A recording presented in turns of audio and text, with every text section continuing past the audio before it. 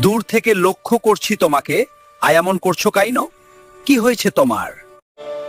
কিছু মানুষ টাকা ধার নিয়ে এখন উল্টা পাল্টা কথা বলছে। তাই আমি ভীষণ ভাবে রেগে আছি, নিজেকে কন্ট্রোল করতে পারছি না।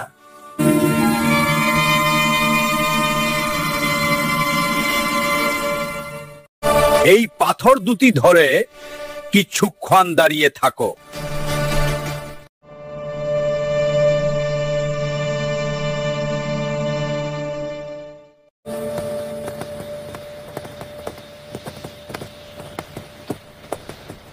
মুরব্বি, আমার তো হাত ব্যথা হয়ে যাচ্ছে।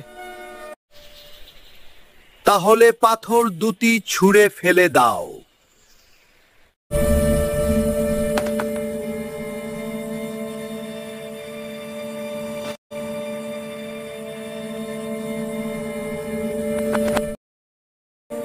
এখন কেমন লাগছে?